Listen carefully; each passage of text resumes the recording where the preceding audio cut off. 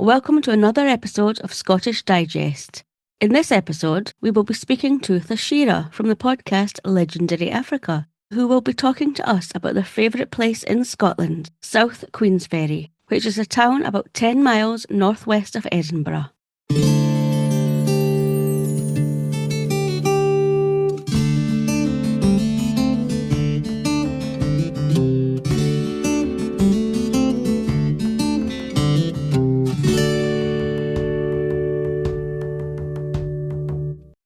As I said, Theshira is the host of the podcast Legendary Africa, which is your gateway to the mythical, magical and legendary world of the African continent, where Theshira tells tales of going searching for Egyptian treasure and encountering dragons, witches, fairies and magicians along the way. Hi Theshira, it's lovely to have you on the podcast. Thank you so much. I'm so glad I finally made it. So tell us a bit about you and your podcast. Legendary Africa is essentially a podcast where I tell and retell African myths, legends, and lore. Sometimes I, stick to the original quite a lot. Or sometimes if I only have like a little bit to work from, then I sort of, add my little flair and that sort of thing. I just want to make it interesting for people to listen to, while also making them aware of certain African myths and legends that I think a lot of people don't necessarily know about. It was a podcast I actually started with my sister in COVID, during COVID time, the height of COVID in 2020. It used to be called Legendary, and we were initially looking at a whole bunch of like world myths and stuff like that. And we realized there's, a lot of podcasts out there that are doing the same thing, which is amazing, and a lot of better podcasts than ours, to be honest. But we didn't see that many, African centered myth and legends, and I'm South African. So it kind of made sense that, let's talk about our culture a little bit. So we switched it and we changed it into Legendary Africa, which we did for, I think, a couple of months. Unfortunately, my sister passed away in 2020, so I continued it without her. Oh, Theshira. Yeah, no, it's okay. I'm really sorry. I didn't know that. Oh my goodness. No, it's all good. I'm sorry. Good. Thank you so much. I mean, 2020 was sad. Crazy for everybody. Yeah, so I know initially I thought I'm gonna not do it, but I really like doing it. I still like doing it even though it's on break. And so I said, I think she would have liked me to have continued with it, because something that we did together and it was lots of fun. And now it's just me and my voice, but I mean, it's still good fun. But anyway, I didn't mean to make this sad. No, goodness, I'm sorry. I didn't even realize that. I haven't read, I don't think I listened to the beginning ones, but I have listened to the later ones, from last year. And you've got a beautiful voice. I mean, it's really perfect quality and everything. So I really, I enjoy listening. But I feel really bad I didn't realize about your sister, so apologies. No, I mean, to be perfectly honest, the first few episodes are trash. Like, don't listen to them. Oh, really? Quality is bad. We didn't know what we were doing. It was mostly us just like, I don't know, going on for 10 minutes, but who knows what. So, if you're dedicated, go listen to it. But anybody who's listening to us right now, don't bother. Start from when I took over, really, because then, the quality just got so much better. A lot of people say when they first start listening, in fact, when they find a podcast, they like to go back to the beginning and listen to the journey. And I'm like, no, don't listen to the journey. Just I don't listen to the journey. I like the I know what our journey's like. In our case, the journey is rough. It is bumpy. Nobody needs to hear that. Exactly. But yeah, there's loads of episodes that you can go listen to, except for the first 10. There's lots of stuff from, I can't even remember what I did, to be honest. There's like Ghana and Nigeria and stories from Tanzania, lots of stuff. It's interesting. It's a nice little niche as well, isn't it? Because it's where you're from. No, yeah, exactly. So, I hope that people will enjoy it. I started actually another podcast because, if you don't have time for one, surely you'll have time for two. What was the other one? That one I called the Asian Tapestry because I am Indian. My heritage is from South India. So I started doing Indian fairy tales and stuff like that, which is actually really fun and exciting, which obviously has also gone on break because I can't do 2 podcasts and the rest of everything. So you're living in Edinburgh just now. But the place you used to live and the place that you are going to talk about today, which is? I'm in Edinburgh at the moment, but I used to live in South Queensferry, and I'm going to talk about South Queensferry and North Queensferry, if you don't mind. Oh, are you? You snuck that in there, Theshira. I haven't done North Queensferry research. so just a little bit, because it's just across the bridge. That's and okay. so and there's such a great cafe, and I just have stuff to talk about there. I'm so sorry. It was unprepared. No, because just before I started recording, I was telling my husband I was speaking to you about South Queensferry, and he said, "Oh, is that where the what was it?" He said, "Was it the zoo or the?" He said the zoo or the SeaWorld. God. SeaWorld.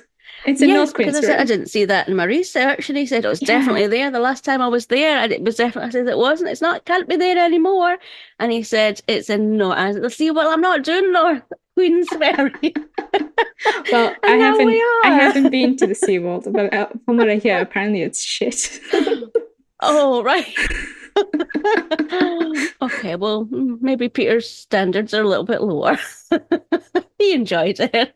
He needs to go to Ushaka in South Africa, in Durban. That's an aquarium. That's a SeaWorld.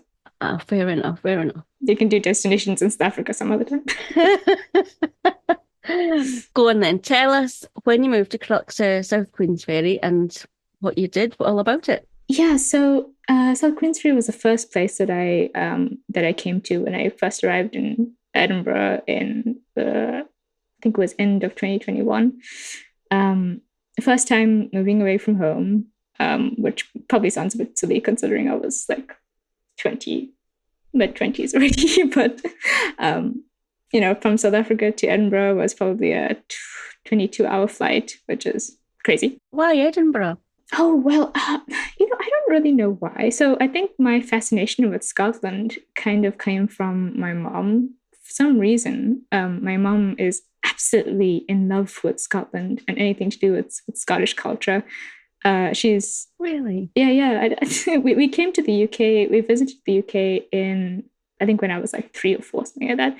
And she didn't get to Scotland. She went to England, a bit of London, a bit of I don't know if she went a bit to Wales, but like they never got to Scotland. She was so disappointed. One of the reasons being that she absolutely adores the castles. She loves anything to do with castles. So she's like, Scotland's the place to be. So I think I absorbed a little bit of that, and I was like, Scotland sounds amazing. And it's what I've heard. People are lovely, which is obviously true because I've not obviously met unfriendly Scottish people yet. So, I mean, maybe but no, never. So Edinburgh just seemed amazing, but what really cemented was the supervisor. My supervisor at Edinburgh University is just like perfect for my thesis, and so I was like, well, it's fate. Clearly, I'm supposed to be here. Got a scholarship and managed to get my bum over here, which is amazing. And you moved to. That was when you went to South Queensferry. You stayed there initially. Yeah, that's when I went. I was in South Queensferry for 2 years. Actually, I just moved out of there last month. And it's an amazing place. I don't know if you said have you been to North Queensferry? My husband, I haven't. No, I haven't been. So how far away is it from Edinburgh? I think on a bus, you're probably about 54 to 60 minutes away from Edinburgh City. So I've been commuting 54 minutes on a bus for 2 years. Oh my God. I didn't realize it was so far out. Does it take lots of detours on bus? No, so South Queensferry, right? It's a town, but it's basically a village. It's really a village because there's like one main bus that services the area, 43. Love the 43. It's green. It's a country bus. It doesn't have good suspension. Oh no! But it's so much fun. It's great. It's very bumpy, but it's lots of fun. Also, the drivers, I have so much respect for them because the country roads are tiny, but they zoom. Like they zoom down it, and I'm like, I could be dying, but they seem to be in control. It's fun. So, the one bus that takes you into Edinburgh City, essentially. So it takes about 54 minutes. But if you have a car, you can drive in maybe 20 minutes. But good luck parking at Edinburgh City. So I read that it sits on the shore of the Firth of Forth, where the bridges sort of looming over it. The bridges, tell us about them. They're beautiful. The bridges are my favorite part of South Queensferry. I mean, I had researched a little bit about South Queensferry before I moved there because, slightly backtracking, when I was trying to find a place in Edinburgh, all the way in South Africa, I mean, I'm sure you know, the renting market is crazy now, then, yeah, all the time. Yeah. So I didn't find a place until about a week before my flight. And I was kind of panicking. I had a feeling that I was going to probably stay over at a friend's house just to try and find some place. But like at the last minute, this place came through. And so I was like, oh, South Queensferry. Okay, let me research a bit about it. Fun little town. And then I saw, oh, okay, it's like home to these UNESCO bridges. That's really cool.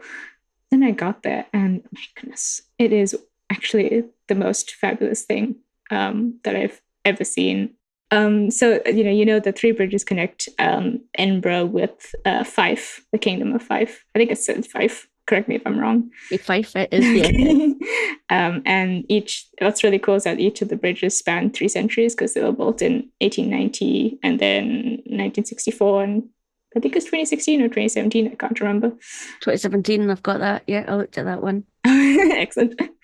The Forth Bridge, the railway bridge, though, is my favorite, the oldest bridge. And I'm sure you've seen it or you've seen pictures of it, but Is that the red one? That's the red one. It's really, really nice. It just looks, I mean, it could be that I just really like old architecture because, I mean, the most recent one is, fabulous. It's really cool. It looks a bit like shark fins, which is fun.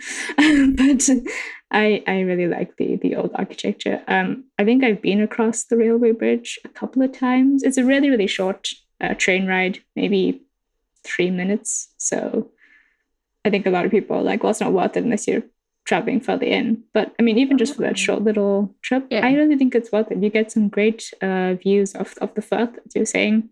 You do. To actually get a really nice view of it, you can just walk down to the shore in Queensferry, which I've done loads of times. It's a lovely color, and especially in the mornings or the late evenings. Oh, and then on a sunny day, you get the reflection of the bridge and then the sea, and it's just beautiful. I've probably taken like 40 photos of the one bridge. There was one photo you sent me. It was off the bridge in the background, and you were down low, and there was a little lighthouse. It looked like a little stone lighthouse just in the foreground. Oh, yeah. Do you remember taking that one? Yeah, so that's actually in North Queensferry. No, I've jumped ahead. No, but actually, I think so you kind of have to talk about them together because North and South used to be one. They used to be just Queensferry until they got separated at some point. Don't ask me when, I don't know. But that lighthouse in North Queensferry, I know we're jumping a little bit, but it's the world's smallest lighthouse and it still works. Really? Yeah. It's really cute. It's tiny. I don't know if the picture does it justice, like if you can see how small it is, but it's I don't know if you can stand up if you go in, but apparently the staircase is tiny. I've never been inside it because there's a staircase. You hardly need a staircase, would you? I know, but that's so great. I kind of wish that it was open, but it relies on volunteers. So okay. Whenever I go there, it's never open. But anyway, yeah. So back to the bridges a little bit. So I love the railway bridge. The Forth Road Bridge, which is the second oldest one, is my favorite. That's the pedestrian bridge. And I've walked over that countless times. Walking over it there and back, you get your 10,000 steps. So it's really worth it. Oh, yeah. That's good. A nice view again. Beautiful view. Again, where I take most of my photos is up there. I mean, it's really nice because you get to see the boats coming in under the bridge. And we've had some really cool ships, actually. We've had a warship, a really big helicarrier, which just about fit under the bridges, which is a bit terrifying because the rail bridge is, back when it was built, is quite low compared to the other two. So you have to be, it's a bit stressful when something comes under there. I bet it was. I know, yeah. But yeah, the road bridge is great. I mean, that's the bridge that I walked over to get to North Queensferry. So you literally just walk over it, come down some steps, and you're in North Queensferry, which is also such a cute place. And then the Queensferry crossing, the latest bridge, is really, really impressive. I've been across it a couple of times, but because I don't drive, I don't have a car, I don't think I appreciate it as much as the other two bridges. I think I've been across that one. I think I've driven across that one numerous times, but yeah, it didn't really blow me away. I do remember that one because it looks like ship's masts from a distance. You can see it from quite far away, and it just looks like the ship's masts. Or you think, oh wow, what's that? And then you get closer in it. So yeah, no, I think it looked quite cool from a distance. No, it is, and you're right. Yeah, I think it's as you say, the ship's masts are quite impressive because especially at night when it's all lit up, it's really quite. That's quite impressive. And when you're driving alongside it with all the lights, it's quite a fun experience. I think it depends on what you like. If you like modern architecture, if you like old architecture, it's going to affect which ones you like. But the bridges are definitely like my favorite thing about Queensferry, aside from the people. Of course. Of course. Come on, you made a slip there, didn't you? Yeah, the bridges. It's the bridges you came for, wasn't it? It's it's the bridges. Oh, it's the bridges and the ferry festival. I don't know if you heard about the ferry festival at all. I was going to ask you about that. Tell me about that. Yeah, I had a look at it. So the ferry fair is something that I also read about when I was going to come here, and I was like, no, this can't be a thing, right? Because it's a fair that has like origins in pagan times, and I was like, this is amazing. I'm a classicist, so the fact that there's a pagan ritual, I was like, okay, my life is made. Okay. And then I actually saw it. So one of the main parts of that fair is the Burryman Festival. Yeah, I didn't understand that. Tell us about what did they do to the man? So he's not okay. So first of all, disclaimer: he's not naked, because that's something that I initially thought before I came here. I thought that it was this naked guy that was covered in sticky burrs, but no, he's got his clothes on, thankfully. And essentially, from what I can understand, the process is that several days before the fair, they collect all these burrs and they spend hours sort of sticking the burrs on all over his body, like literally his entire body is covered head to toe in these sticky burrs. And the poor guy has to walk around and he's carrying, I can't remember what he carries exactly, whether it's a torch or something. And he has to walk around the entire town from like 8 a.m. to 4:30 in the afternoon, carrying these two things. And he has to stop at every pub and have a thing to drink, a beer to drink, of course, or an ale or something like that. I can't remember. Is it through a straw? Isn't it? Through a straw. Through a straw. And he can't let go. He can't let go of these whatever he's holding in his hand. So someone else has to literally be helping him drink throughout the day. And he just walks around and stands and takes photos with people. And I've gotten some photos myself of him, which I don't think I sent it to you. I'm gonna do that. You didn't. You have to send it. I'm desperate to see what he looks like. Oh, he looks so interesting. I mean, he has to be a local Queensferry man apparently. And it just looks so uncomfortable because it's in August, so it's not that cold yet, And poor guy, he must be a sweaty mess underneath all of that. I couldn't believe it when I read that. I was like, they do what to him? Yeah, exactly. It was strange. It's great, though. It's good fun. I mean, after that, there's, I think there's games and activities throughout the day. You got, there was a bunch of alpacas. A couple of alpacas that were brought in to entertain the children, which I found hilarious. Yeah, there's races for the kids, and then there's a town race people compete in, and there's a weightlifting challenge, but like you have to carry these, I can't remember how heavy they are, but very, very heavy weights up High Street, and that's intense looking. Obviously, I didn't try it because I got spaghetti arms. And that's called the Ferry Fair, isn't it? That's the Ferry Fair, sounds fun. It's like they've just thrown everything at it, just everything strange. They'll do it. Yeah, I know. It's really cool, though. I mean, I think, and then, it was really cool to find out that the Burryman thing goes back to pagan times, apparently. I think they said it was supposed to be some sort of, like, agricultural fertility ritual. Oh, right. That the crops may grow well or something like that. That's what they think might have been. So what else did you do? There's some beautiful, you've sent me some photos of, so there was the ferry tap. Now, which side is that on? That's on the high street of South Queensferry. Along the high street, there's some great little shops and restaurants. There's a couple, like, if you want, I don't know, boutique shops is there. There's hairdressers, all the usual sort of thing. And then the ferry tap is like probably one of the most popular pubs in Queensferry. I haven't really like gone in there properly, but outside is just beautiful. But it's very popular with locals. That, and I think it's Hawes Inn, which is, it's HAWES. I'm glad you clarified that. It's not anything else. You saw me ready to say what? Yeah. It's because the first time I read it, I was like, oh. Right.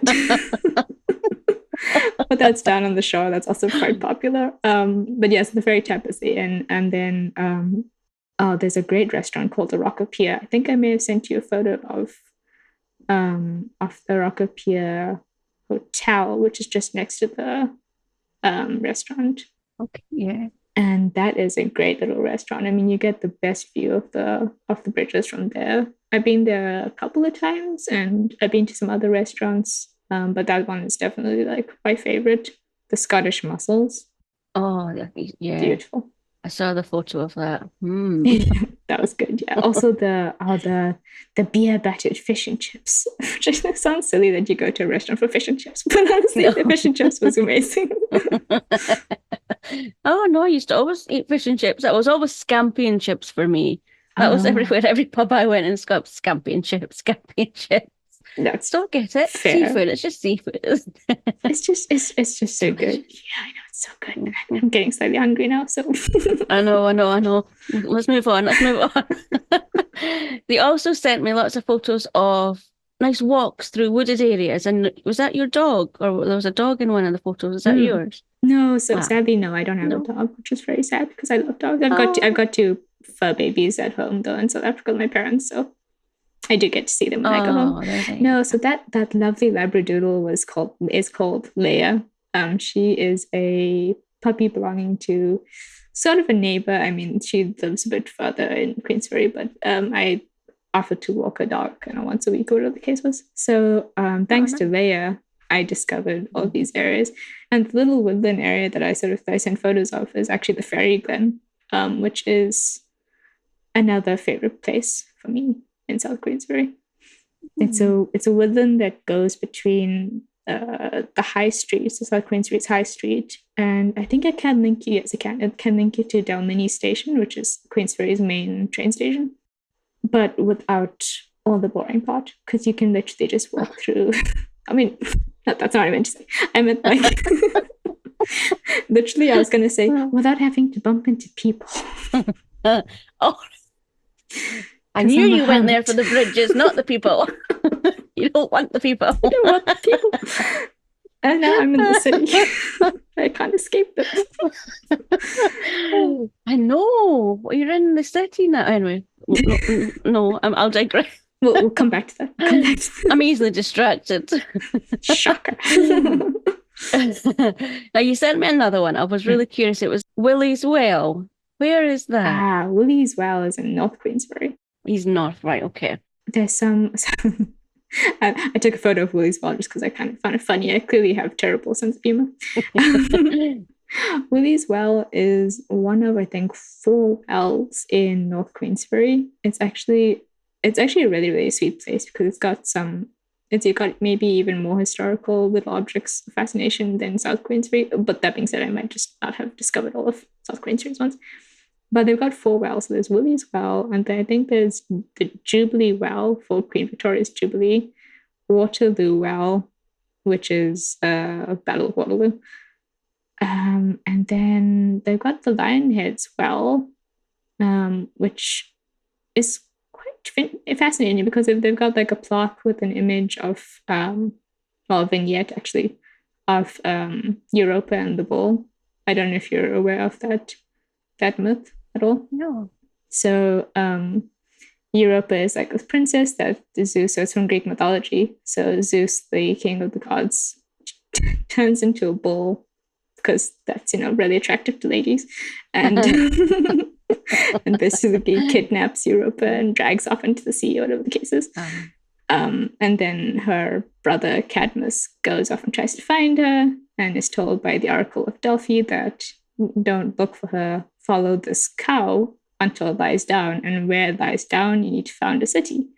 And that is apparently the legend behind the founding of the city Thebes, the Greek city Thebes, where he then founded the city and he brought water into the city from a fountain, which is a very, very long-winded way of saying that that's how the myth connects to this fountain and this well. Okay. Not sure I see it. No. Not sure I see it, but really nice. It's there. It's there somehow. But yeah, and then Willie's Well is just Willie's Well is quite fun. It's like a little bit hidden away. You have to go down some stone steps and you find it. And apparently that the myth goes that if you drink from the water of Willie's Well, you're fated to return to North Queensferry. Like you have to come back at some point. I thought it was going to be more sinister and they'd be like, you can never leave. But no. Yeah. I wondered where you were going with that, mine. I was like, oh, that's not so bad. Not so bad. Like, you can come back. I don't know whether when you come back again, then you can't leave. I'm not sure. But that's a bit more sinister. I wouldn't, to anybody listening, I wouldn't drink from it now. It's not monitored. No. Oh, nasty. Doesn't look great. Unless you like bog water. Visions. What water? Bog water. I thought you said bum water. It's not that bad. Theshira, it's a different show. You didn't know what you were signing up for. And I've got to ask you, you've been there over Christmas and New Year time? Yeah. So at Christmas time, it said that the locals gather together and they put on a wee performance. Yeah, exactly. Yeah, but I know there is like a little bit of celebration and festivity that goes into that. Yeah. And what about New Year's Day? They talk about a loony duke. Oh yeah, I have not participated because. Oh, you're not participating? Oh, I was like, have you? Tell us about that. I'm not crazy. It's a good hangover cure. Yeah. See, the thing is, I don't drink, so I can't get one. You won't need to do it. But I've seen a couple of people do it, and I've seen the photos afterwards, and they don't actually, not all of them actually strip down completely. They're wearing bikinis or whatever the case is, something. But they literally will jump into the ice cold water by the Forth on it, and I'm just like, okay, good for you. I'm gonna be freezing. you go. That is a good hangover cure, mind. Yeah, I mean, look, apparently cold water is really, really good for you, health benefits, probably. Yeah, I don't know. I don't think I'm mentally ready for that. In South Africa, anytime. No, I couldn't do 35 degrees. Oh, that would be totally. That would be different. Yeah, but no. I could not do that. Oh, I can't even imagine stripping off. I mean, I would never mind getting into the water. I've just been stripping off in the outside at that time of year. Oh my God, no. No. Mm-mm. Have you ever been on a boat tour on the Firth of Forth? I have. I did the. Have you? Oh, yeah, that looks it's so great. Good. I did it once with my parents that came over last year, July. It's called the Maid of the Forth tours that we went on, and it's lovely. It's a little boat that takes you under the bridges, around and under the bridges, which is really a really nice way to experience the bridges outside of walking over it, taking the train, which is all the things that I've done. It's just really nice. And obviously we have a guide sort of telling us about it, which is really, really good. I mean, I would 100% recommend anybody to go and take this tour. We did the one that is a 3-hour tour. We went and stopped on Inchcombe Island, which is not too far from Queensferry. It's where the Inchcombe Abbey is. Beautiful. It really is beautiful. Stunning. It's so beautiful. I mean, I have to say, I think that was one of the. It's going to sound terrible, and nobody come at me for this, but I actually enjoyed it more than Edinburgh Castle tour. Okay. I see that. I mean, I've done the Edinburgh Castle tour. Yeah. I mean, Edinburgh Castle is lovely, but it's very touristy, isn't it? It's very touristy, yeah. I Yeah, like the look of that. Quite fancy doing that boat trip. I love being on the water. it's great. That abbey looked beautiful. And you can, if they take the time, you don't just get rushed across. It's a really, really nice boat ride there. And then the actual abbey is beautiful. I mean, there's bits that are still intact, so you can go inside. I think one of the dining halls are still intact. That was brilliant. And there's these tiny little staircases, like really tiny. So if claustrophobia is a thing that you have, maybe be aware of it.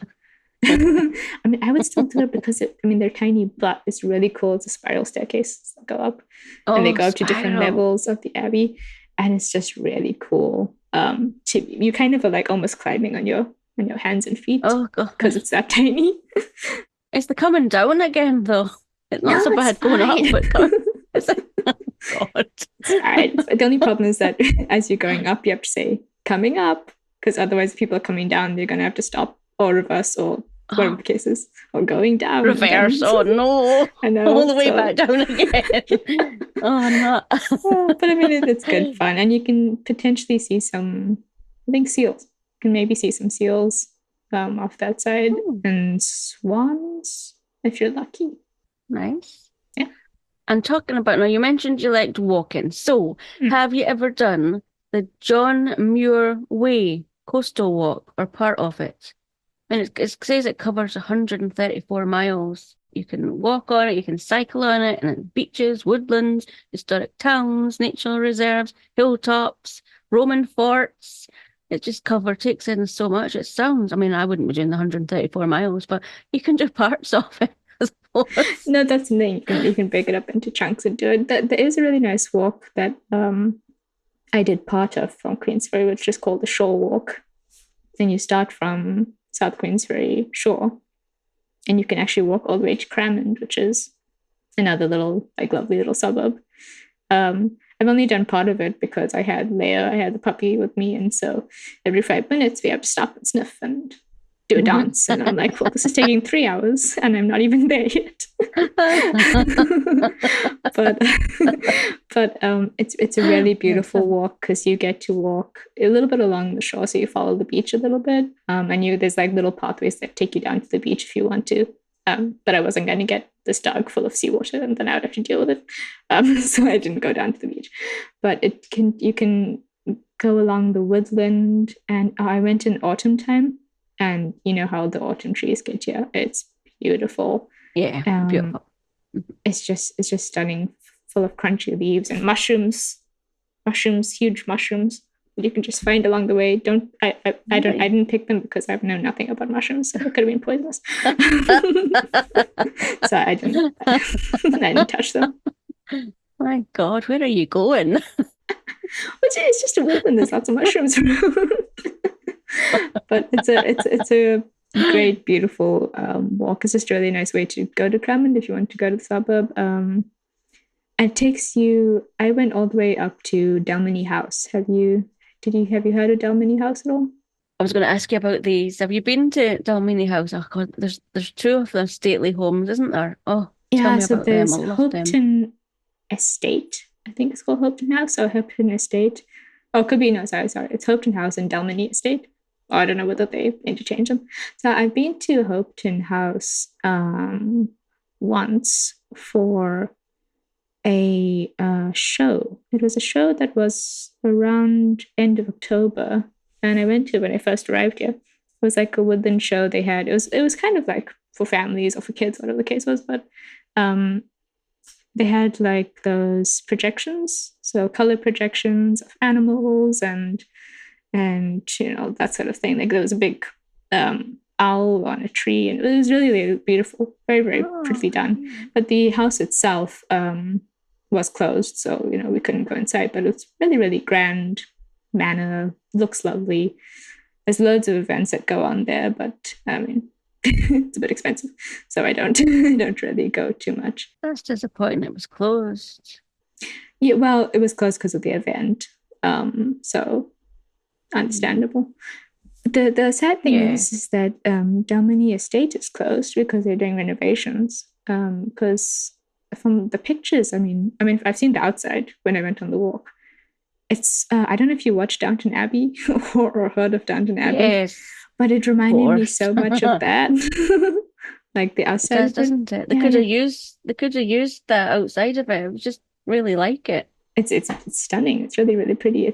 And you know, when they say grand estate, they really mean grand estate. Yeah, yeah, they do. It's massive. I feel like the golf course outside of it kind of spoils it for me. But then if you like golf, I guess not. Oh, is it a golf course? Yeah, there's a golf course. I know one of them says you can have your wedding and such like this. Is that which one's that? Is that one? That's Dalmeny. That's Dalmeny. I don't know. I think right now probably it's paused because I mean I'm sure you can do it at Hopetoun as well.